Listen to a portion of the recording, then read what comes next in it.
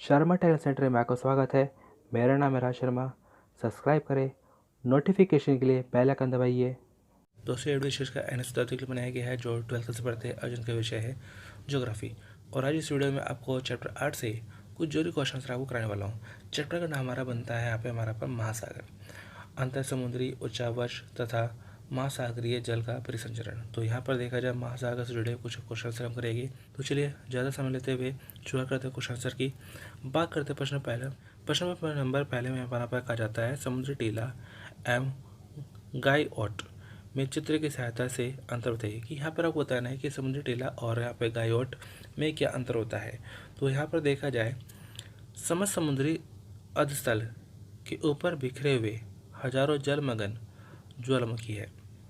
इनके शीर्ष नुकीले होते हैं, इन्हें समुद्री टीला कहते हैं। कभी कभी ये समुद्री टीले इक्के दुक्के द्वीपों के रूप में समुद्री अधस्थल के ऊपर उठ जाते हैं। समुद्र तल के ऊपर उठने वाली ज्वालामुखी की चोटी जब अपरदन द्वारा चौरस हो जाती है और पानी से ढक जाती है तो इसे गायोट या निमग्न द्वीप कहते हैं। तो जैसा कि आप यहाँ पर फिगर में आप यहाँ नीचे देख भी पा रहे हैं कि एक हमारा क्या बनता है, हमारे पास समुद्री टीला बनता है, गायोट बनता है, जहाँ पर गलती क्या होता है कि कुछ स्थलाकृति बन जाती है जिसमें कुछ समुद्र पानी भी भर जाता है। ये हमारा बनता है हमारा पर टीला और एक हमारा बनता है गायोट। तो चलिए आगे बढ़ते हैं। अब बात करते हैं प्रश्न 2 की। प्रश्न 2 में आपसे कहा जाता है मानव के लिए महाद्वीपीय निमग्न तट के महत्व की व्याख्या कीजिए। तो यहाँ आपको बताना है कि इंसानों के लिए अपना देखा है महाद्वीपीय निमग्न तट का क्या महत्व बनता है। तो चलिए यहाँ पे देखा जाए सबसे पहले जो यहाँ पे लिखा है इसके बारे में पढ़ लेते हैं। महाद्वीपीय निमग्न तट महाद्वीपों का वह जलमग्न भाग है। जलमग्न यानी कि जहाँ अपना पानी बहुत ज़्यादा है, पूरा वो अपना जल में अपना डूब चुका है, वो भाग बनता है जो तट रेखा से समुद्र की ओर धीरे धीरे नीचे होता चला जाता है। महाद्वीपीय निमग्न तट मनुष्य के लिए बहुत उपयोगी है। सूर्य की रोशनी महाद्वीपीय निमग्न तट के छिछले जल में से होकर समुद्र तली तक पहुंचकर सूक्ष्म पौधों और जीवों की वृद्धि के लिए अनुकूल परिस्थितियां उत्पन्न करती है। इन सूक्ष्म जीवों को प्लवक कहते हैं। ये प्लवक मछलियों का आहार है। महाद्वीपीय निमग्न तट मछलियों तथा खनिजों जिसमें रेत और कंकड़ पत्थर भी शामिल होती है के स्रोत है। विश्व भर के प्राप्त अधिकतर खनिज तेल एवं प्राकृतिक गैस इन्हीं महाद्वीपीय निमग्न तटों से प्राप्त होते हैं। तो यहाँ पे हमारा गलती बनता है जो है महाद्वीपीय निमग्न तट हमारा क्या बनता है कि हमारा देखा जाए कुछ ऐसी जगह बनती है जहाँ पर अपना सूर्य की रोशनी पहुँच पाती है, वहाँ पे हल्की फुल्की कुछ घास वगैरह दूसरी चीज़ें वगैरह बन पाती है जो एक तरह से मछलियों के लिए क्या है, उनके लिए खाना है, जिन्हें खाकर अपना मछलियाँ जिंदा रह पाती है और उन मछलियों से दूसरे जीव अपना जिंदा रह पाते हैं और आपस में उनका सर्कल चलता रहता है। तो चलिए आगे बढ़ते हैं। अब बात करते हैं प्रश्न 3 की। प्रश्न 3 में ऐसा कहा जाता है लवणता शब्दों को परिभाषित कीजिए। तो यहाँ आपको बताना है लवणता क्या है, लवणता शब्द का मतलब क्या होता है। तो लवणता शब्द का मतलब क्या होता है, जैसे खारा पानी, खारा। तो चलिए इसके बारे में थोड़ा सा जान लेते हैं। और अनेक रासायनिक यौगिक के जल में घुल जाने से ही महासागरीय जल में लवणता उत्पन्न होती है। 1000 ग्राम समुद्री जल के वाष्पीकृत हो जाने के बाद बचे हुए ठोस पदार्थों का भार ग्राम में लवणता के रूप में परिभाषित किया जाता है। अगर उस ठोस पदार्थ का भार 35 ग्राम और सामान्यतः इन संख्या के निकट ही होता है तो लवणता को व्यक्त किया जाता है 35%, अर्थात प्रति 1000 ग्राम समुद्री जल में औसत लवणता 35 ग्राम होती है। लवणता के प्रतिशत में व्यक्त न करके प्रति 1000 में व्यक्त करते हैं। तो लवणता शब्द का एक तरह से सिंपल मतलब क्या बनता है, खारापन। ये समुद्र का जो पानी होता है, मोस्टली जो पानी होता है समुद्र पानी होता है, कैसे होता है, खारा पानी होता है। इस खारे पानी से हम क्या बनाते हैं, नमक बनाते हैं। तो ये हमारा बनता है लवणता। ये समुद्र पानी है, उस समुद्री पानी को हम इकट्ठा करते हैं कहीं और उसे वाष्पित करते हैं। वाष्पित करके हमें क्या मिलता है, नमक मिलता है। तो लगभग अगर 1 लीटर पानी है, उस 1 लीटर पानी को अगर वाष्पित किया जाता है तो लगभग 35 ग्राम हमें क्या मिलेगा, नमक मिलेगा। लेकिन ये लवणता जो होती है हर जगह बराबर नहीं होती। कहीं हमारा देखा जाए सुंदर पानी ज़्यादा लवणीय होता है तो कहीं पानी कम होता है। तो ये हमारा बनता है लवणता। ये समुद्र पानी कैसा है, खारा पानी है, नमकीन पानी है। तो चलिए आगे बढ़ते हैं। अब बात करते हैं प्रश्न 4 की। प्रश्न 4 में से कहा जाता है बढ़ती हुई गहराई के साथ महासागरीय जल का तापमान क्यों घटता जाता है। तो सवाल का कहने मतलब क्या है कि जैसे जैसे समुद्र की गहराई की ओर जाते हैं तो वहाँ पे हमें जो टेम्परेचर क्या मिलता है, ठंडा मिलता चला जाता है। जैसे जैसे नीचे की ओर जाते हैं हमारे जो पानी के में ठंडक होता है, टेम्परेचर होता है, वो क्या होता है, घटता चला जाता है। कैसे? गहराई बढ़ने के साथ साथ तापमान घटता जाता है। ये इसलिए होता है क्योंकि महासागरीय जल का ऊपरी भाग अधिकतम सूर्य ताप प्राप्त करता है। सूर्य की किरणें जैसे जैसे अंदर प्रवेश करती है, प्रकीर्ण, परावर्तन तथा विसरण के कारण उनकी शक्ति घटती जाती है। हालांकि तापमान की ये ह्रास दर, ह्रास का मतलब है कमी की दर, सभी गहराइयों पर एक समान नहीं होती। लगभग 100 मीटर की गहराई तक जल का तापमान सतह के तापमान के बराबर रहता है, जबकि सतह से 1800 मीटर की गहराई पर तापमान लगभग 15 डिग्री सेल्सियस से घटकर 2 डिग्री सेल्सियस रह जाता है। तो ये हमारा बनता है कि महासागर का जो तापमान होता है, जैसे जैसे उसमें हम नीचे की ओर गहराई की ओर जाते हैं तो हमें क्या मिलता है, थोड़ा सा ठंडक मिलती है, उसका जो गर्मी होती है धीरे धीरे कम होती चली जाती है। तो यहाँ पर वजह क्या बनती है, धूप, कि हमारा पर देखा उस समुद्री पानी के ऊपर धूप पड़ती है। तो धूप जैसे जैसे उसकी रोशनी, उसकी गर्मी नीचे जाएगी तो क्या होती है, गर्मी कम होती चली जाती है। और ऊपर सबसे ऊपर अपना जो है सूरज की धूप ज़्यादा पड़ती है, रोशनी ज़्यादा रहती है, जिससे वहाँ पे ऊपर पानी थोड़ा सा हल्का सा गर्म हो सकता है। लेकिन क्या है, जैसे जैसे नीचे जाते हैं तो वैसे वैसे पानी में ठंडक बढ़ती चली जाती है। तो ये हमारा बनता है कि जैसे जैसे हम नीचे गहराई में जाएंगे तापमान हमारा क्या मिलेगा, ठंडा। तो चलिए आगे बढ़ते हैं। अब बात करते हैं प्रश्न 5 की। प्रश्न 5 में से कहा जाता है ज्वार भाटा क्या है और ये कैसे उत्पन्न होते हैं। तो यहाँ आपको बताना है ज्वार भाटा क्या है और ये हमारा यहाँ पर क्या उस कैसे उत्पन्न होते हैं, इसके उत्पन्न होने के क्या कारण है। ज्वार भाटा तो दो शब्दों से मिलकर बना है, ज्वार और भाटा। तो दोनों मतलब क्या है, अलग अलग होता है। तो दोनों का मतलब क्या है, अलग है, लेकिन क्या है इसका मतलब। तो उसके लिए सबसे पहले मैं यहाँ पर आपको पढ़ के बताता हूँ, उसके बाद वो अपने शब्दों में बताता हूँ। समग्र विश्व में समुद्र तल के साथ साथ समुद्री जल विभिन्न स्थानों पर विभिन्न दर से ऊपर उठता है। समुद्री जल की सतह में यह परिवर्तन घंटे दर घंटे तथा दिन प्रतिदिन होता है। उठते हुए समुद्री जल स्तर के समय धरातल की ओर बढ़ते हुए जल के प्रवाह को ज्वार या ज्वारे बाढ़ कहते हैं। कुछ घंटों के पश्चात गिरते हुए समुद्री जल स्तर के समय ज्वारे जल वापस चले जाता है, ये भाटा कहलाता है। वास्तव में ज्वार भाटा सबसे बड़ी तरंगें हैं जो महासागरीय जल को गतिशील करती है। गुरुत्वाकर्षण शक्ति सूर्य, चंद्रमा तथा पृथ्वी के बीच कार्य करती है। तो सिंपल सा अगर इसको आसान शब्दों में समझा जाए कि हमारा पर देखा जाए पृथ्वी का हमारा एक जो है प्राकृतिक उपग्रह बनता है, वो बनता है हमारा चंद्रमा बनता है। चंद्रमा पृथ्वी के चक्कर लगाता रहता है।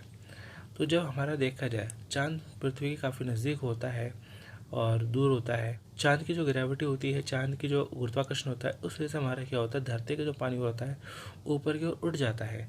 तो धरती का जो पानी होता है, हमारे अर्थ का जो पानी है, जो महासागरों जो पानी है, वो हल्का सा क्या होता है, ऊपर की ओर उठ जाता है। इस ऊपर उठने वाले पानी को हम कहते हैं ज्वार। और जो पानी नीचे की गिरता है, जब भी पानी नीचे गिरता है तो उसे हम अपना कहते हैं भाटा, यानी पानी के ऊपर को उठना जो ज्वार, अब पानी के फिर नीचे गिरना, वो हमारा बनता है भाटा।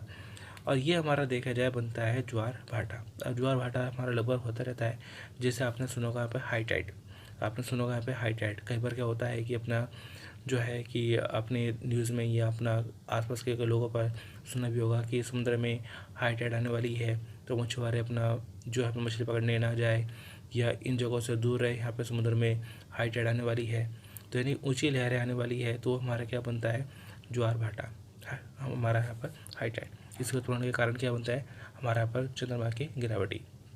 तो जब हमारा पर चंद्रमा काफ़ी नज़दीक होता है तब हमारा पे उच्च ज्वार भाटा आता है, और जब काफ़ी दूर होता है तो पानी कम ही हाइट पे उठ पाता है, तो उसे कहते हैं निम्न ज्वार भाटा। तो ये हमारे यहाँ पे इधर ज्वार भाटा भी हमारे पे दो तरह के होते हैं, एक उच्च ज्वार भाटा, एक हमारा बनता है निम्न ज्वार भाटा। तो उसी आगे बढ़ते हैं। अब बात करते हैं 6 की। प्रश्न 6 में यहाँ पर आपसे कहा जाता है मानव के लिए महासागरों का महत्व स्पष्ट कीजिए। तो यहाँ आपको बताना है मानव के लिए महासागरों का महत्व क्या है, तो आपको इसके बारे में बताना है।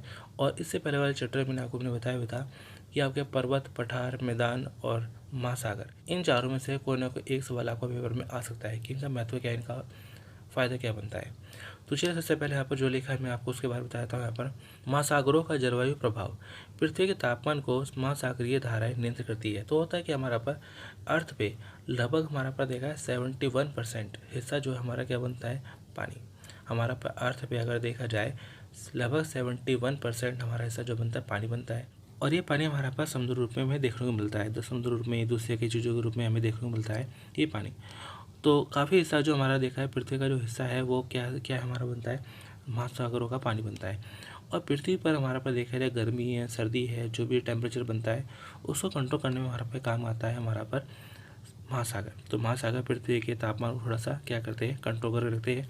इसके अलावा देखा जाए महासागर और संसाधन, मानव के लिए महासागर खाद्य पदार्थों तथा अन्य मूल्यवान वस्तुओं के लिए हमेशा से बड़े स्रोत रहे हैं। मछली और अन्य समुद्री जीव जंतु मनुष्य के लिए भोजन का एक महत्वपूर्ण भाग रहा है।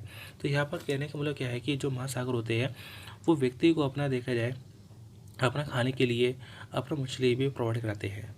हमारा भोजन का मुख्य जो हिस्सा है एक मछली बनता है। हम अपना देखा है बहुत से लोग अपना क्या करते हैं, अपना सी फूड खाते हैं अपना। तो ये सी फूड हमें कहाँ से मिलता है, समुद्र से मिलता है। तो एक तरह से हमारा पर जो भोजन की जो आवश्यकता को पूरा करता है महासागर। इसके अलावा देखा जाए ऊर्जा के भंडार के रूप में महासागर ऊर्जा के संसाधन के विभिन्न रूप जैसे ज्वारीय ऊर्जा, भूतापीय ऊर्जा और महासागरीय जल के तापमान से प्राप्त ऊर्जा पाए जाते हैं। इसके साथ ही हमारा देखा जाए परिवहन तथा व्यापार में सहायक महासागरीय अंतर्राष्ट्रीय व्यापार के लिए वरदान माने जाते हैं। तो यहाँ पे हमें तो कुल मिला के देखा जाए महासागर हमारा बहुत महत्व है।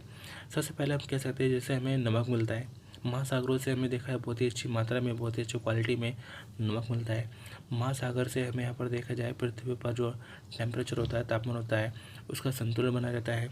महासागरों से हमें कीमती रत्न मिलते हैं, और जैसे यहाँ पे अपना जैसे कीमती रत्न में जिसमें हमारे मोती वगैरह मिलते हैं या कई और तरह के कीमती रत्न वगैरह मिलते हैं महासागरों से। इसके अलावा देखा जाए महासागर हमारा पर देखा जाए एक अंतर्राष्ट्रीय जो है परिवहन तौर पे भी काम आता है कि अगर मुझे यहाँ पर भारत से किसी और दूसरे देश में जाना है तो या तो मैं अपना बाय फ्लाइट जा सकता हूँ या जा सकता हूँ अपना, मैं देखा जाए बाय शिप, तो मैं यहाँ पर बाय वाटर शिप से जा सकता हूँ। तो ये हमारा इधर से अंतर्राष्ट्रीय जो व्यापार के लिए भी सहायक होता है कि यहाँ पर हमारा देखा जैसे बाय प्लेन से जा सकता हूँ। तो प्लेन से जाने पर क्या है कि मैं ज़्यादा हैवी सामान नहीं ले जा सकता, जो अपना भारी सामान होते हैं उन्हें अपना हवाई जहाज से नहीं ले जाया जा सकता। लेकिन यहाँ पर हमारा पर जो वाटर शिप होते हैं तो वाटर शिप में अपना हैवी सामान को भी ले जाया जा सकता है। इसके अलावा देखा जाए महासागर हमारा पर देखा जाए भोजन का मुख्य स्रोत है, जिसके बारे में आपको बताया यहाँ पर कि हमारे जो भोजन की एक महत्वपूर्ण आवश्यकता होती है उसको पूरा करते हैं हमारा पर जो है महासागर। इसके अलावा देखा जाए यहाँ पे हमारा जैसे पेट्रोलियम पदार्थ होते हैं, तो पेट्रोलियम पदार्थों की प्राप्ति भी हमें यहाँ पर देखा जाए महासागरों से मिलती है। तो काफ़ी हद तक हमें देखा जाए महासागरों का क्या है, बहुत ज़्यादा फायदा है।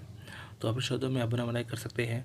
तो चलिए आगे बढ़ते हैं। अब बात करें प्रश्न 7 की। प्रश्न 7 में से कहा जाता है ज्वार का समय तथा आकार में परिवर्तन के लिए उत्तरदायी कारकों को लिखिए। तो यहाँ पर देखा जाए मैंने भी बताया था कि ज्वार भाटा, तो ज्वार भाटा हमारा पर देखा जाए कैसा होता है, उच्च ज्वार भाटा होता है, एक निम्न ज्वार भाटा होता है। तो इन आकार में क्या होता है, परिवर्तन आता रहता है, कभी छोटा कभी बड़ा होता रहता है। वजह क्या बनती है, इसकी वजह हमारे बनती है ज्वार के समय तथा आकार में परिवर्तन के लिए निम्न कारक उत्तरदायी है। सूर्य, चंद्रमा तथा पृथ्वी की एक दूसरे के संबंध में स्थिति शायद कभी भी एक सरल रेखा में होती है। तो यहाँ पे हमारा देखा जाए क्या बनता है कि सूरज है, पृथ्वी है, चंद्रमा है, तो इनके बीच में आपस में जो डिस्टेंस होती है वो बदलती रहती है, जिस वजह से हमारा देखा जाए क्या होता है कि जो ज्वार होता है, ज्वार भाटा होता है, उसमें जो है आकृति में उसका परिवर्तन आता रहता है। पृथ्वी से सूर्य तथा चंद्रमा की दूरी स्थिर नहीं होती। हमारा ग्लोब पूरी तरह से जल से ढका हुआ नहीं है। तट की आकृति ज्वार के आने में मदद तथा बाधा बन सकती है। तो ये थोड़ा सा बनता है हमारा जो है ज्वार भाटा की आकृति में आने वाले कुछ परिवर्तन। तो चलिए आगे बढ़ते हैं। अब बात करते हैं प्रश्न 8 की। प्रश्न 8 में से कहा जाता है महासागरीय धाराएं क्या होती है। महासागरीय धारा एक सुस्पष्ट और सुनिश्चित दिशा में काफ़ी लंबी दूरी तक क्षैतिज रूप से बहने वाली महासागरीय जल की एक राशि को कहते हैं। ये नियमित रूप से समुद्र में बहती है। धारा की औसत गति 3.2 किलोमीटर से 10 किलोमीटर प्रति घंटा हो सकती है। अधिक गति वाली महासागरीय धाराओं को स्ट्रीम कहते हैं तथा कम गति वाली धारा को यहाँ पर ड्रिफ्ट धारा कहते हैं।